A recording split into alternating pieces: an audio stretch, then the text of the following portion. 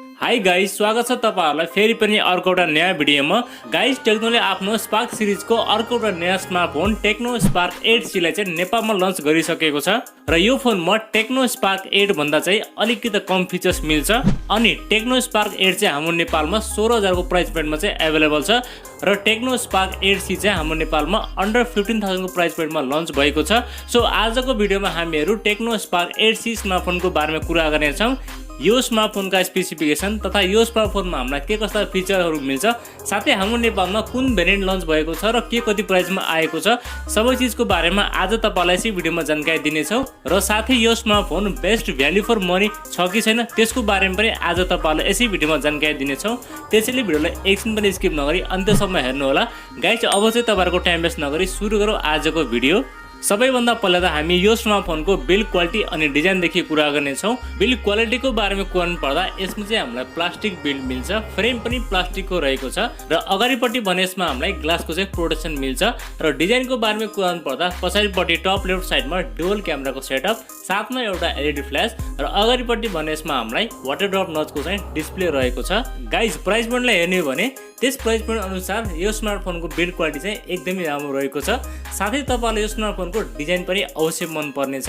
तपाईलाई बिल्ड क्वालिटीको मामलामा कुनै पनि शिकायत आउने छैन र डिस्प्लेको बारेमा कुरा पर्दा यसमा भने हामीलाई 6.6 इन्चको HD+ IPS LCD प्यानल मिल्छ, साथमा 20:9 को एस्पेक्ट रेशियो र 267 को चाहिँ PPI डेन्सिटी रहेको छ। र गाइस, इन्ट्रेस्टिङ पार्ट के छ भने हामीलाई चाहिँ यस प्राइस पोइन्टमा 90Hz फास्ट रिफ्रेश रेट पनि यसमा मिल्छ। यदि तपाईले यो डिस्प्लेमा टिकटक, फेसबुक, इन्स्टाग्राम जस्ता एपहरु युज गर्नुहुन्छ भने तपाईलाई चाहिँ 90Hz को फिल हुनेछ। ओभरअलमा डिस्प्लेको बारेमा भन्नु पर्दा डिस्प्ले चाहिँ प्राइसिङ अनुसार एकदमै राम्रो छ।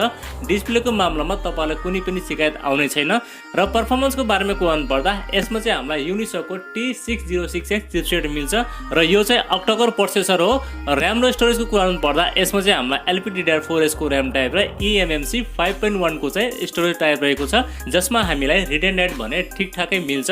अनि भेरिएन्टको बारेमा कुरा पर्दा चाहिँ एउटा मात्रै भेरिएन्ट हाम्रो नेपालमा लन्च भएको छ, 3GB र्याम र 64GB इन्टरनल मेमोरी। साथै यसमा हामीलाई भर्चुअल र्यामको फिचर्स पनि दिएको छ र साथै यसमा हामीलाई माइक्रो SD कार्डको सुविधा पनि दिएको छ।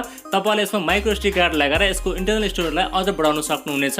गाइज, यो चिपसेटको बारेमा कुरा पर्दा यसमा चाहिँ हामीलाई डे टु डे परफर्मेन्स एकदमै राम्रो मिल्छ, तर तपाईले यो चिपसेटमा भने हेभी चाहिँ गेमिङ गर्न सक्नुहुने छैन र हल्का फुल्का चाहिँ तपाईले मजाले गेमिङ खेल्न सक्नुहुनेछ र साथै यसमा तपाईहरुले फोटो एडिटिङ, भिडियो एडिटिङ जस्ता कामहरु पनि सजिलै गर्न सक्नुहुनेछ। त्यसको मामलामा यसमा तपाईलाई कुनै पनि शिकायत आउने छैन।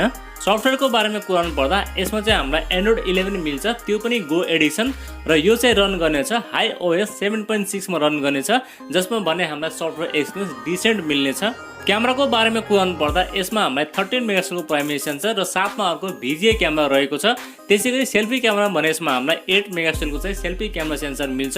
तपाईहरुले पछाडिको क्यामेराले 1080 को 30 fps सम्म चाहिँ भिडियो सुट गर्न सक्नुहुनेछ र सेल्फी क्यामेराले भने तपाईहरुले HD क्वालिटीमा चाहिँ भिडियो रेकर्डिङ गर्न सक्नुहुनेछ। गाइज, ओभरअलमा क्यामेराको बारेमा भन्नु पर्दा यो स्मार्टफोनको क्यामेरा चाहिँ ठिकठाकै रहेको छ, त्यस्तो राम्रो पनि छैन र त्यस्तो नराम्रो पनि छैन। क्यामेरा चाहिँ यसमा हामीलाई ठिकठाकै मिल्छ। ब्याट्रीको बारेमा कुरा पर्दा यसमा भने हामीलाई 5000 mAh को ब्याट्री मिल्छ, जसलाई चार्ज गर्नको लागि 10 वाटको चार्जर तपाईले बक्समा पाउनुहुनेछ र ब्याट्री ब्याकअप भने यसमा हामीलाई 2 दिनको चाहिँ मजाले मिल्नेछ। प्राइभेसी एन्ड सेन्सरहरुको बारेमा कुरा पर्दा यसमा चाहिँ हामीलाई फिंगरप्रिन्ट स्क्यानर मिल्छ, ब्याक साइडमा फेस अनलक पनि मिल्छ। चार्जिङको लागि माइक्रो USB पोर्ट, 3.5mm को ज्याक पनि रहेको छ र साथमा यसमा हामीलाई मोनो स्पिकर पनि रहेको छ, जसको क्वालिटी भने ठिकठाकै रहेको छ र यसमा चाहिँ तपाईहरुलाई हल्का फुल्का बेसिक सेन्सरहरु पनि मिल्छ। गाइज, अब चाहिँ हामी कुरा गरौँ यो स्मार्टफोनको प्राइसको बारेमा। यसको 3+64 भेरिएन्ट हाम्रो नेपालमा 14979 मा लन्च भएको छ। गाइज, अब मेरो ओपिनियनको बारेमा कुरा पर्दा यदि तपाईले मल्टिमिडिया बढी हेर्नुहुन्छ, तपाईले भिडियोहरु हेर्नुहुन्छ, हल्का फुल्का एप्सहरु युज गर्नुहुन्छ भने तपाईहरुको लागि चाहिँ यो स्मार्टफोन ठिकै हो, तर गेमिङको लागि भने म यो स्मार्टफोन चाहिँ रिकमेन्ड गर्दैन, किनभने यसमा हामीलाई परफर्मेन्स ठिकठाक मिल्छ। ल त साथीहरु, यदि नै त्यो स्मार्टफोनको बारेमा तपाईहरुलाई चाहिँ यो स्मार्टफोनको स्पेसिफिकेसन कस्तो लाग्यो, साथै यो स्मार्टफोनको प्राइस चाहिँ कस्तो लाग्यो, त्यो चाहिँ मलाई कमेन्ट गर्नु होला।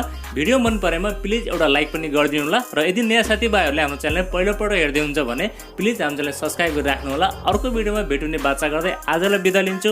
हवस् त, धन्यवाद। जय नेपाल।